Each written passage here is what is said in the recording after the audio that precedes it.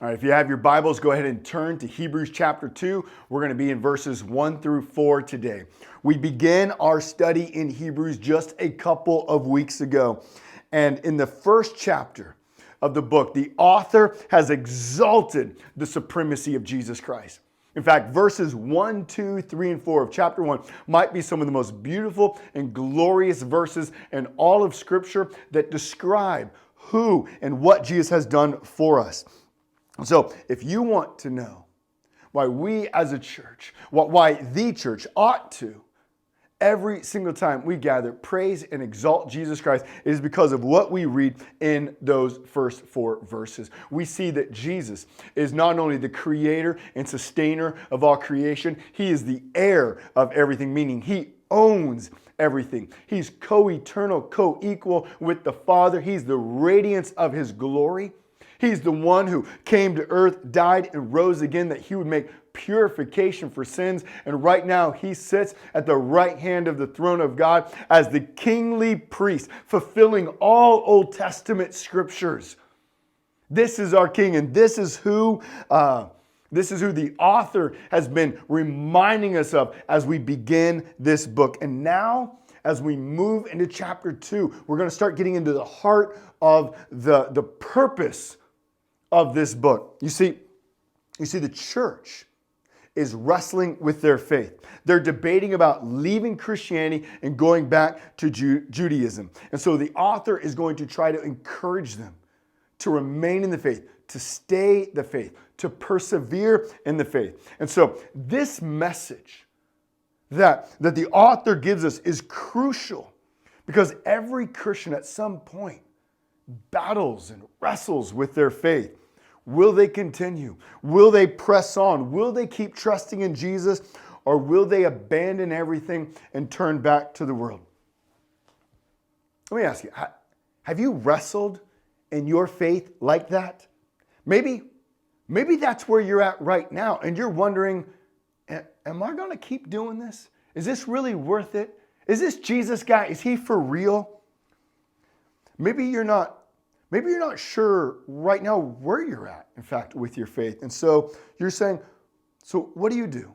And so what I want to do is just bring forth the message of Hebrews chapter 2, verses 1 through 4, that we would see that there are real consequences for abandoning the faith, for leaving, for drifting away from Jesus Christ. And then how do we resist that?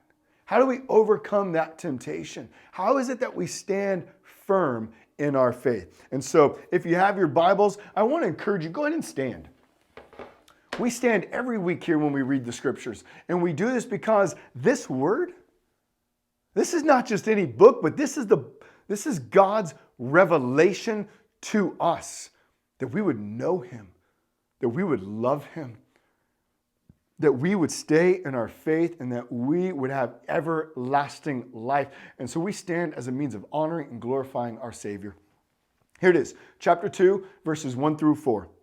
Therefore, we must pay much closer attention to what we have heard, lest we drift away from it. For since the message declared by angels proved to be reliable, and every transgression or disobedience received a just retribution, how shall we escape if we neglect such a great salvation? It was declared at first by the Lord. It was attested to us by those who heard, while God also bore witness by signs and wonders and various miracles and by the gifts of the Holy Spirit distributed according to his will. Let's pray. Father, we come to your word right now. And I just ask that by your grace, you would give us wisdom. May your Spirit be upon us and may you awaken our hearts. May you prick our hearts. And that we would see the beauty and the majesty of your Son, Jesus Christ. And that we would better understand the gospel and how you have saved us. The everlasting life that we now have because of your death and resurrection. And may we grow in our love and our commitment to you. And may we not be tempted to fall into spiritual drift. And so, Lord, I pray if anyone is listening to this right now and they are drifting, as we go through this message, they just become aware that they begin to fall away. They begin to no longer value your word and the gospel that you have given us. That, Lord, you would awaken them. Awaken us from any type of spiritual slumber, that we would once again just see you with the new eyes that you give us according to your word, and that we would see your beauty and your glory and your majesty, and we would live for you. We would do what Paul says in Romans 12. We'd be living sacrifices for you. We'd do what your son Jesus says in Matthew chapter 5. We'd be salt and light in this world. So God, be with us now as we study your word. In your name, Jesus, amen. All right. So this passage is the first of 5 warning passages that we're going to come to in the book of Hebrews. Now, each of these passages, all these warning passages are addressed to the church, and the purpose of them is redemptive. Think of these warnings like road signs on a highway warning you that you need to slow down because there is a sharp turn ahead. Or think of it like a parent who tells their kids, don't run with scissors, or don't run out into the middle of the road. You'll get hit by a car. Your warning is meant to spare them pain and suffering. And so here, that's what the author is doing. He's warning the church in order to spare them eternal judgment. And so what is the church being warned about? Well, he's warning them about spiritual drift. In verse 2, the author says, we must pay much closer attention to what we have heard, lest we drift away from it. And so then we must say, well, what have they heard that they're drifting from? Well, in verse 3, we see that Jesus is the one who has come and spoken to them. And in chapter 1, verse 2, we're told, remember, long ago, many times, in many ways, God spoke to our fathers through the prophets. But in these last days, he has spoken to us by his Son.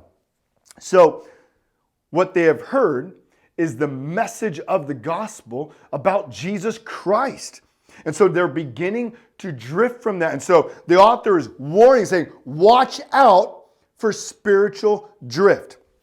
So what does the author mean by spiritual drift, by this word drift? Well, this word can be used of a boat that doesn't have an anchor and slowly drifts to the danger of the rocks near shore. In fact, I remember 2 years ago, my family and I, we were in Branson, Missouri. We rented a boat and we went out into to Lake Branson. I think that's what it's called, Branson Lake? I don't know. We went out to some lake and we rented a boat and we had a tube and we're pulling the kids and it was just a blast. I had so much fun. And at some point the kids were like, hey, let's go swim. And so we pulled over into a cove and there was no anchor in the boat. So we said, all right, we'll just kind of park in the middle. So we're out swimming. And as we're swimming, we begin to notice, hey, the boat seems to have gotten closer to the shore. So I swim back over, jump back in the boat, pull it back to the middle of the cove, and we swim again. And then again, in about 20 more minutes, we're like, hey, I think the boat has moved. And it's moving again closer to the shore. And here's the thing. When you're just looking at the boat, it doesn't really look like it's moving. Its movement is almost imperceptible. It's slow. It's gradual. It's not very noticeable until all of a sudden you go, whoa, wait a minute. We got to move this. We're going to hit rocks. That's what the author is doing here. He sees that the church is on a trajectory. And if they don't correct it, they're going to be shipwrecked. Their faith is going to be destroyed. They're going to fall away from Jesus. And so he's warning them. And so what is spiritual drift? What causes spiritual drift? And so I think there's probably many things that we could say here. But I want to give four ways that we can experience spiritual drift. And so as I go through these, I just want you to think, am I experiencing this? Am I in this type of drift right now? So first and foremost, I just want you to think about yourself. Secondly, now I want you to kind of think, do I know someone like this? But hear me. First, analyze yourself. And then I want you to think, do I know someone else here? Number one, familiarity. Some of you have been a Christian for many years, and you're so familiar with the Bible, with the stories of the Bible, the teachings, and the things that we do here in church, that now, you just kind of go through the routines. You know what happens. You show up here each week, and rather than digging in the Word and studying God's Word, gathering with other believers, coming to church, and that being a source of joy and excitement, it's kind of become more like a chore. Something you just kind of, I checked the box. I got to go to the grocery store this week. I need to, make whatever other errands I need to. Got to go to church, do this, check. And that's kind of how your Christian life has become. Your commitment and your joy has begun to wane. You say you believe in Jesus, but really, if we looked at your life, there's not really any evidence that you love Jesus. Is that familiar? Does that sound something like you've been wrestling with? Here's number two, busyness. Perhaps you got a new job. Maybe you have a new baby. Maybe you moved into a new house. Maybe you're demoing out your house. That's what we're doing right now. Our kitchen is non-existent in our house at this moment. Or maybe COVID has thrown your schedule so many different ways that life just looks different now, and you haven't necessarily gotten to some new routine. You wake up early, you go to work, you come home late. You don't have time to necessarily read God's Word, spend time with the church, go to table group. And you're tired by the end of the week. You got to do things on Saturday, so Sunday becomes your day to just kick back, relax, sleep in, do what you want to do. Do things around the house. And so you slowly begin to just no longer come to church. The truths of the gospel, the joy that we come to in the Word of God is no longer present in your life. And then all of a sudden you realize, I haven't been at church for weeks, for months, for maybe a year, maybe longer. And maybe then you go, I think I'm actually okay with that. Let me ask you, are you there? Maybe this is your first week back in church and you're just kind of like, hey, I got invited, or I thought maybe, hey, I should just show up this week. Have you just been getting too busy for God? Wrestle with that one. Number 3, success. Man, I've known so many people that as they come into more money, as they get a better job, and they're able to buy more things, these new things provide new opportunities that they didn't have before, and they just seem to no longer have time for church. They're just distracted by all these things in the world and things that they can do, these new hobbies, these new projects that they're doing. And so they're just not in church. They're not reading the Bible. They're just drifting further and further away. And let me just say this. This is one that could really shipwreck a church also. Like as a church, we have to wrestle with, are we growing? And I don't mean just like physically, but are we doing what is right? Are we making disciples? Are we growing in our mission? And so sometimes what we can do as churches is go, well, man, giving is up. And we got more people in the church. So that's good, right? Like, we obviously are doing good things. And so maybe we just need to do more programs and more this and more that. And we start becoming more entertainment-based because we begin to see, we got more people, we got more money. Surely that means we are doing better. And we start becoming distracted. And we're doing this and that and this and that and this and that. But we've actually begin to do what Ephesians, or what the church in Ephesus in Revelation chapter 2 is guilty of. They begin to lose their first love. Their commitment to Christ began to be diverted to their commitment to something else. And so I just want to encourage you, and I want to ask you, pray for me, pray for the elders at our church, pray for our leadership, that we would not be distracted by some type of worldly success, some type of worldly metric system, and that we would try to allow that to dictate if we are successful or not. One thing I was reminded of this week is, I believe it's 1 Corinthians chapter 3, verse 6, is that while I think what Paul said, or Paul was writing, he said, I planted, Apollos watered, but God gives growth. Growth in a church is not something that you and we can dictate. It's something that God gives. What we're called to do is be faithful. And so I just want to ask that you'd be praying for us as a church, that we would not begin to use a wrong metric system to see how we are doing in relation to doing the mission that God has called us. But I also just want you to wrestle with, are you being distracted by riches, by hobbies, by things that you can do? Are they pulling you away from God? And number 4, the last one, and I believe that this one is actually where the church in Hebrews is wrestling with. Trials, suffering. You see, trials can wear on us and just slowly make us more callous toward the gospel. In fact, suffering and trials is something that shipwrecks many, many Christians.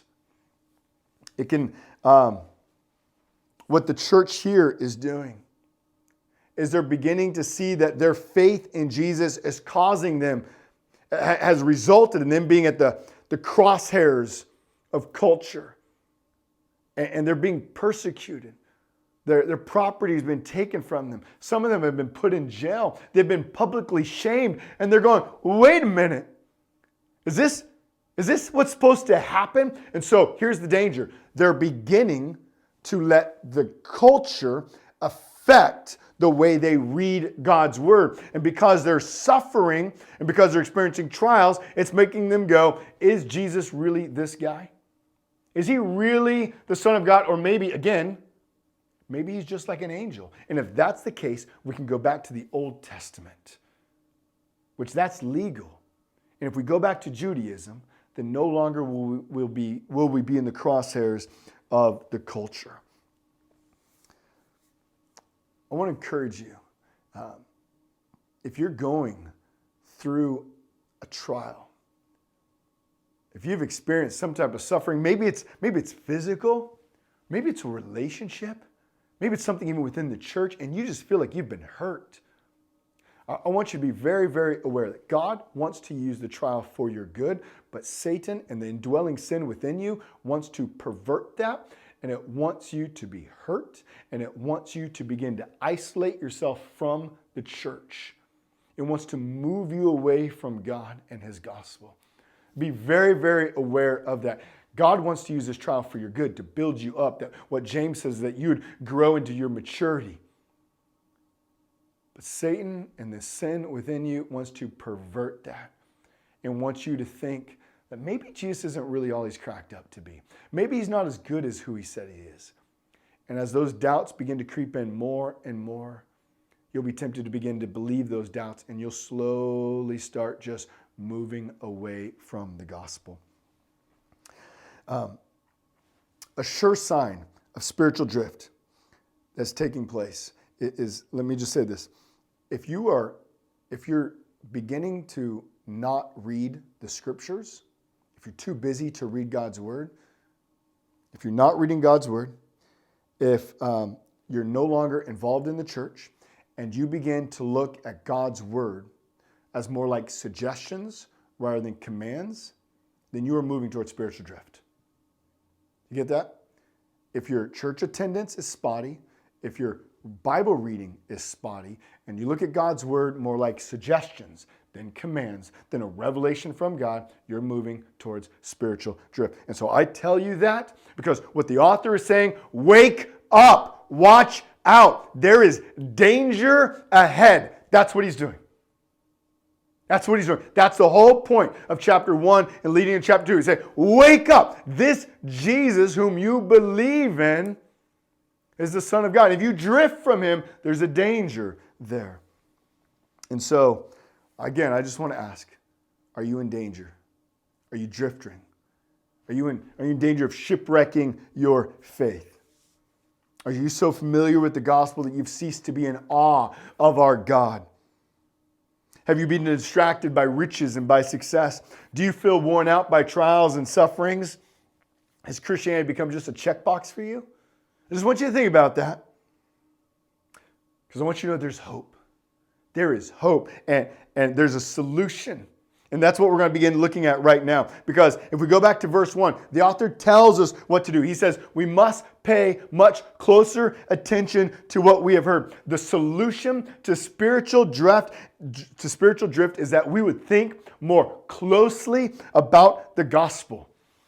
Now, I want you to think about that. Atheists will often accuse Christians of being anti-intellectual. And to some degree, I will say Christians bring this upon themselves, because so often Christians are guilty of saying things in public like, just have faith.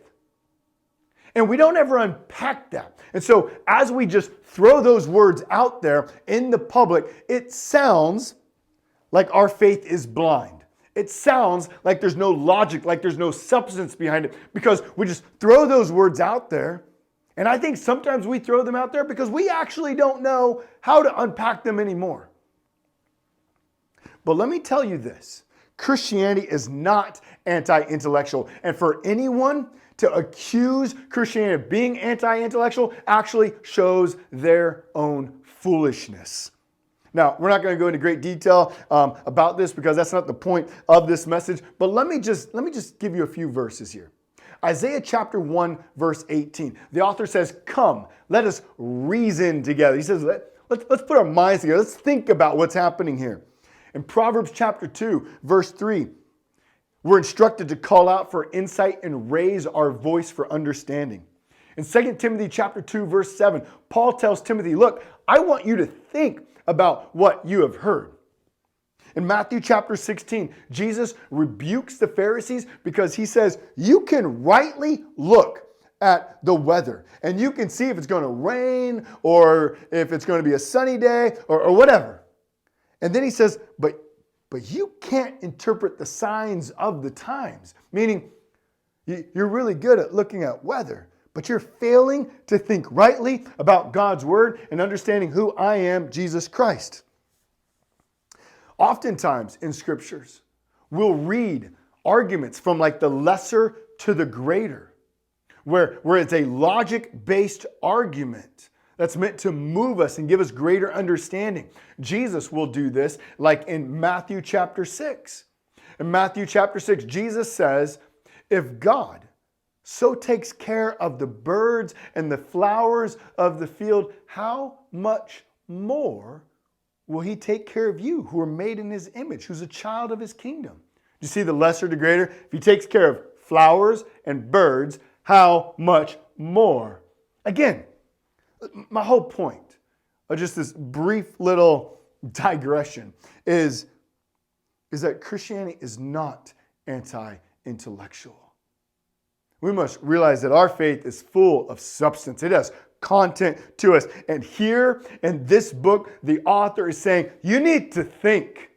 If you're beginning to drift from Christianity, from your faith, the problem is you're no longer thinking. And so that's what I want us to see today. So the solution he's going to tell us is that we need to think about our great salvation. And he's going to give us 3 areas that we need to do that. 3 aspects of our salvation. Number 1, he says, I want you to think about what you've been saved from. If you remember, in chapter 1, the author spent a great deal of time showing that Jesus was greater than the angels. And he wasn't doing that because the first century Christians just had this massive, blanking on a word here, this massive devotion or love for angels, but it's because angels were used to establish the old covenant. God used them, we read in Deuteronomy, in Galatians chapter 3, Acts chapter 7, they were used as a means of bringing about the old covenant. And so here he's saying if the message that was given by the angels was reliable and punished those who disobeyed, that's what he's saying in verse 2 here, how much more the punishment for those who forsake the new covenant established by Jesus. Do you see that? Now, many of you, I'm sure, are familiar with some of the judgments in the Old Testament that we read that came upon God's word, upon God's people. Aaron's sons, Nadab and Abihu, they were struck down because they offered improper sacrifice. You remember Moses? Moses, the great leader of God's people, he was not allowed to go into the promised land because he had disobeyed God. Remember Achan? I think it's Joshua chapter 6, Joshua chapter 7. God tells his people when they go destroy Jericho that they're not to take certain things for themselves, and Achan does it anyway. He takes some gold and silver and hides them underneath his tent. He ends up being stoned for that. In Deuteronomy 28, we're given a list of curses that will come upon God's people if they disobey God's word. In fact, listen to this. Deuteronomy 28, verse 45. All these curses shall come upon you and pursue you and overtake you till you are destroyed, because you do not obey the voice of the Lord your God to keep his commandments and his statutes that he commanded you. So the point that Hebrews is making, and even as we're in the Old Testament, is that there were great consequences for breaking the old covenant.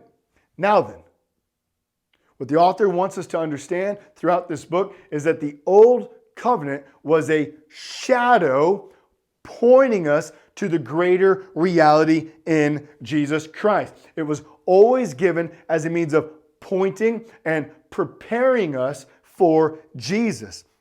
And so, how much greater is the punishment for those who forsake the gospel of Jesus Christ? And Jesus, he'll actually use this same logic in Matthew chapter 11. Listen to this. Matthew 11, verse 23. He says, "And you, Capernaum, will you be exalted to heaven? You will be brought down to Hades. For if the mighty works done in you had been done in Sodom, it would have remained until this day. But I tell you, it will be more tolerable on the day of judgment for the land of Sodom than for you." Why? What's the difference between Sodom and Capernaum? The difference is that Jesus came. In the Old Testament, the angels came and they saw the wickedness that was taking place, and so judgment came upon. But Jesus is saying, look, if I'd come to there and done these miracles, they would have repented. But you, seeing me, the greater reality, the new covenant, have refused and rejected me. Therefore, your punishment will be greater than Sodom. Now think about this. We do the same thing with our children. As they mature, their punishment will grow and increase because their knowledge has increased. And now, because God has spoken to us through his Son, Jesus Christ, who is the radiance of God's glory, the exact imprint of his nature, the judgment for forsaking Christ and disobeying is all the greater. Do you see that? So first, the author is just warning. If there was a judgment in the old covenant for disobedience, how much more? If you turn your back on Jesus Christ, whom you know is the Son of God. In Matthew chapter 25, Jesus says, "There's those who forsake him, that those who reject him will be cast into outer darkness, where they will suffer and experience weeping and gnashing of teeth." You know, years ago, fire and brimstone preaching was super popular. Now, I don't think you hear it a whole lot. And in fact, often when we hear about it, it's kind of spoken of negatively. I think it still has a place. In fact, I think that right here, and there's 5 warning passages altogether, that there are kind of some fire and brimstone that the author is going to be bringing forth in this book, because he really wants to warn us. Listen, if you keep going down this path, you're going to shipwreck, and the judgment you're going to experience is severe. Look, in chapter 1, the author has made sure that we understand exactly who Jesus is. He's the Son of God. the heir, the creator, the sustainer of this world and universe. He's the radiance of God's glory, the exact imprint of his nature. He's the one who came, who died, who rose again, making purification for sins. He is the king priest at the right hand of God. And then he spent verses 5 through, I think, 14, the whole second part of the chapter, on showing Jesus is greater than the angels. Thus, he is superior to the old covenant. And so the author is saying, if we reject this Jesus, this Son of God, this Creator, this ruler, this King Priest, then you will experience the fiery torment of your souls. In fact, in Revelation chapter 1, or in Revelation, I think 20:21, they describe hell as a lake of fire. It is a fire that will lick the skin off of your body for all of eternity, killing you over and over and over, but never ending you. It is the judgment. It's this judgment that the author is warning us about. He's saying, guys, this is real. And the reason you're moving this way is because you failed to think. So he's calling us to think about the judgment. Next, he's going to begin calling us to think about the greatness of our salvation. The first thing he does, though, think about the judgment. If there was judgment there, far greater judgment here. Listen, the severity of judgment is always based upon the authority offended. This is why you get in more trouble for hitting a cop than your brother, or for hitting the president than a cop. The authority offended always determines the judgment. And if we offend Jesus Christ, the Son of God, the heir, the creator, the sustainer of the world, the king priest, how great is that judgment? So the author rhetorically asks, how shall we escape if we neglect such a great salvation? Now remember, the purpose is redemptive. They haven't shipwrecked their faith yet. Just like a parent saying, hey, don't run with scissors in your hands. Hey, don't run out into the middle of the road. So the author's saying, hey, don't keep going down this road. You're drifting. Next, he says, think about the greatness of your salvation. When we begin to spiritually drift, we will always begin to minimize the gospel. We will always begin to think, maybe I don't really need to read God's word. Maybe I don't really need to gather with the church. Maybe God's word is more suggestive than actual commands.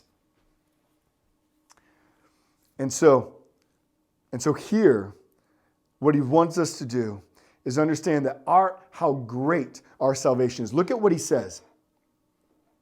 He says, how shall we escape if we neglect such a great salvation?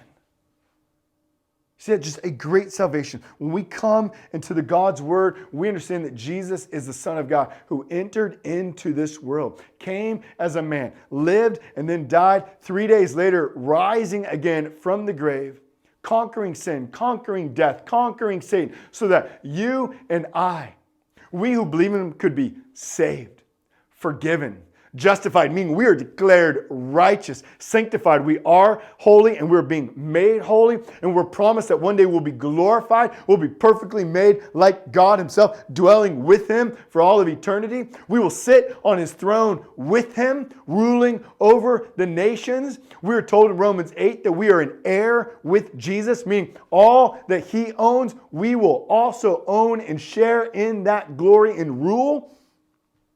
And so he says, this is your salvation. This is what God has done. Think about how great it is. Now, I get it. Familiarity breeds complacency. And as I recap the gospel, you might be thinking more about lunch, more about vacation, or something you want to buy. And if that is the case, then I want to urge you to repent right now. If when I recap the gospel and talk about the incredible grace that God has given to us in Jesus Christ, and if you go, yeah, that's nice. Yeah, what is for lunch today? Then realize there is a spiritual drift taking place in your heart, and you need to come back to him in repentance. I want to encourage you, every day, we need to prayerfully ask that God would give us his grace, that we would see the wonders and beauties of Jesus Christ in his word. This is one reason every week we gather as a church, we recite the Apostles' Creed. We remind ourselves of the gospel. This is why every week we take communion together. We do so because in communion we are tasting, we are touching, we are holding a picture of the gospel of Jesus Christ, what he has done for us. Listen, we would exhaust the dictionary if we tried to find enough superlatives to describe the glory and the majesty of the gospel. I ask you, think about this. What is greater than the gospel of Jesus Christ? If Jesus is what the author has said in chapters 1 through and 4, or in verses 1, 2, 3, and 4 of chapter 1, that he's the creator, he's the sustainer, he's the heir of all things, he's the glory of God, the exact imprint of his nature, the one who's made purification for sins, the one who sits at the right hand of God as the king priest. If that is true, what is greater than our salvation? And why would we ever let ourselves begin to drift? Do you see how spiritual drift is a cause or as a result of failing to think? Because if we know who this Jesus is, if we understand that this Jesus really is the Son of God and that he's done what he said in this word, then we would never want to drift. Rather, we'd want to run to him more and more and more each and every day. Hear this. You got to see this, and we're going to see it more and more as we go through this book. One thing the author wants us to know is that Christian living is not just an individual task, but it's a communal task.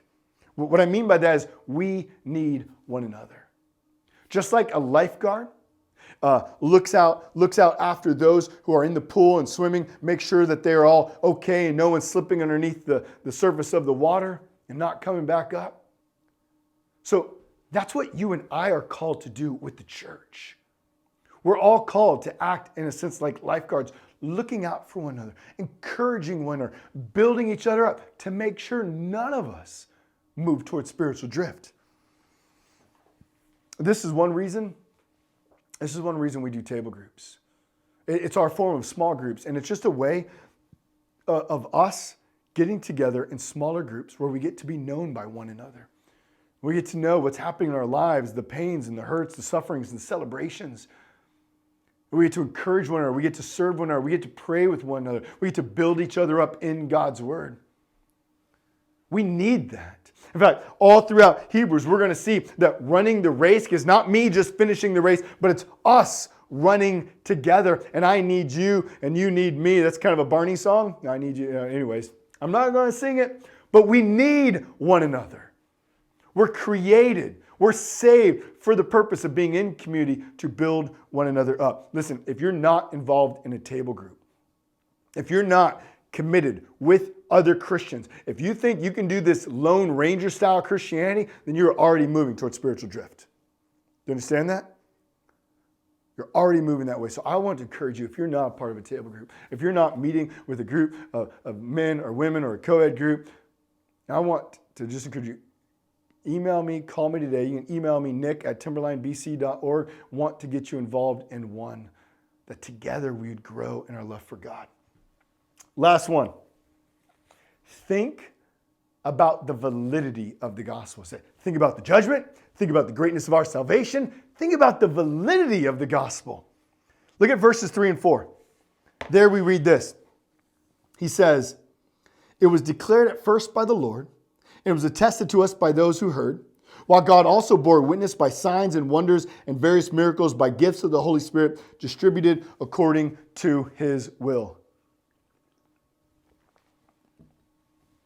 In verses 3 and 4, the author is recounting the validity of the gospel. He says, think about the gospel. Now, think about how we got it. Jesus Christ came to earth. He preached. He died. He rose again, proving he's the Son of God. And then the apostles, the ones who were with him, the ones who saw him die, saw him rise from the grave, are the ones who have gone out and preached the message. And he says, that's whom we have heard it from. Look, he says, it was declared at first by the Lord. It was attested to us. It was told to us by those who heard. So the apostles, those firsthand witnesses have told us. Again, this is why I don't think Paul is the author at all of this book, because Paul would always say he heard the gospel firsthand from Jesus. So again, side note, that's why Paul's not the author. So he's saying Jesus gave it. The apostles, the ones who saw him die and rise again, they have preached the gospel to us. We have heard the gospel from firsthand people. We know people who saw Jesus rise from the grave. We know people like Thomas who put his fingers in the hands of Jesus where the holes were. And then he says, on top of that, he says, there's the fact that now you all have seen miracles and healings. You've seen people healed from diseases. You've seen the lame walk, the blind see. You've also heard people speak in tongues. You've heard the preaching. You've seen many gifts that God has done through the power of his Holy Spirit. And so he's saying, if Jesus is not who he is, how do you explain any of this? I explained this guy named Jesus who died and rose again, and these guys who all saw him and have preached the gospel, and some of them have died for the faith. And now we've seen the empowering work of the Spirit of God work in us. If Jesus is not who he is, how do we explain any of this? Again, he's calling us to think. Jesus is the fulfillment of the Old Testament. If there were consequences for the Old Testament, for the breaking of the Old Covenant, how much more for breaking the New Covenant? So he said, think about the greatness of your salvation. Think about how God, by his grace, has shown us the truth of the gospel through the death and resurrection of Jesus, through the apostles who heard, through the over 500 people we learn about in 1 Corinthians 15 that saw Jesus rise from the grave, from all the miracles and wonders and signs that God has done. Think about your salvation. How could we ever turn from this God? Look, we're going to, I want you to think today as we close. I want you to think about how great your salvation is in Jesus Christ. I want you to think about the fact that Jesus Christ died on a cross for your sins, to pay the price of your sins. And he rose again, showing he did pay that price. And if we believe in Jesus, then we are declared justified and righteous. You have eternal life dwelling in you right now. Do you know that? You're promised to live with Jesus for all of eternity. And I want you to just wrestle.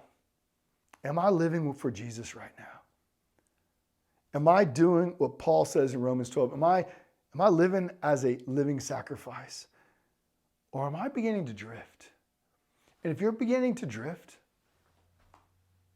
I just pray that this message has pricked your heart, has awakened you from a spiritual slumber, that you'd be aware of that you could confess that you could come to Jesus and ask for repentance, and that you would then just begin to once again grow in your faith, be committed to God, grow, be a part of the church, be in table groups where you have other people spurring you on, building you up, where you can also spur them on. May we not take our salvation for granted. I want to encourage you, none of us are immune to spiritual drifts. Don't think, oh yeah, I just know other people. No one is immune. We can all fall into this, which is why we all need one another, which is why we all need messages like this to awaken us. We all need to be reminded of a judgment. We all need to be reminded of the greatness of our salvation. We all need to be reminded of the many ways God has graciously displayed his wonders and his grace to us through miracles and signs and healings and the gifts of the Spirit. We need that each and every day. So I just pray, wrestle with where you're at. Confess any sin that you need to Jesus, and let us live each day for him. Let's pray. Our Father, I just praise you. I praise you for the gospel that you have given us. I praise you that you have sent your Son, Jesus Christ, who is far greater than angels, that he would preach the gospel to us, that he would die and then rise again. There would be firsthand witnesses who have gone out and shared the gospel. And you have again verified and validated your gospel through signs and healings and miracles in so many ways. And then through the very gifting of your church. Lord, I pray that if there's any of us who are drifting, failing to think about the beauty and the glory and the majesty of your gospel, that we'd be awakened today from our slumber. Father, we love you. And I thank you for the gift of salvation. May we live each and every day for you. In your name, Jesus, amen.